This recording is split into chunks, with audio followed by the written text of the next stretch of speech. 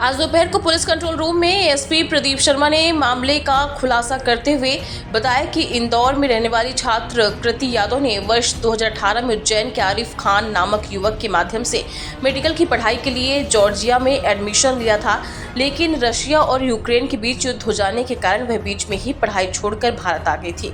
उसने 1 वर्ष की बची हुई पढ़ाई करने के लिए फिर आरिफ खान से संपर्क किया तो उसने तजाकिस्तान की ताशकंद में एडमिशन कराने के नाम पर 3 लाख रुपए नकद और जरूरी कागजात ले लिए, लेकिन कोई भी रसीद नहीं दी।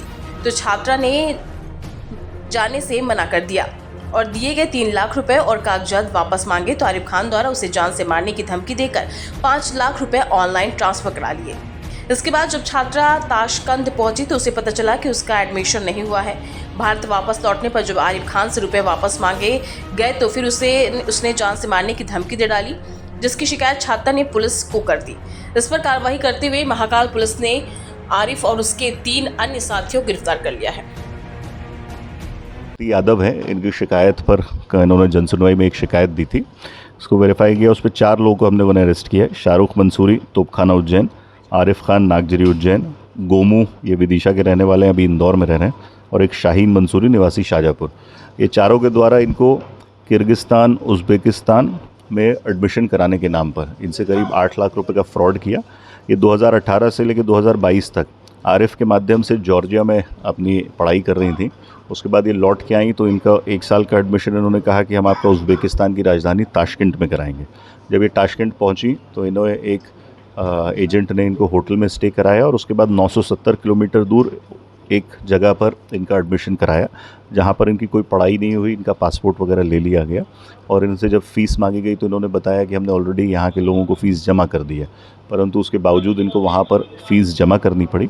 उसके बावजूद जब इनकी क्लासेस चालू नहीं हुई तो इन्होंने इंडियन एम्बेसी में संपर्क किया। इंडियन एम्बेसी ने लोकल एडमिनिस्ट्रेशन को उज़्बेक में बताया।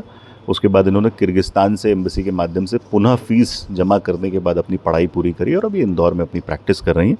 इस पूरे मामले की जांच की गई तो ये 4 लोग इसी तरह से स्टूडेंट्स को फ्रॉड करके विदेश में MBBS के नाम पे ठगते हैं, इनका पैसा लेते हैं और वहाँ जाके पता चलता है कि किसी दूर दराज के कॉलेज में इनको भेज दिया जाता है, जहाँ इनका ना एडमिशन होता है ना किसी प्रकार की कोई व्यवस्थाएँ होती हैं।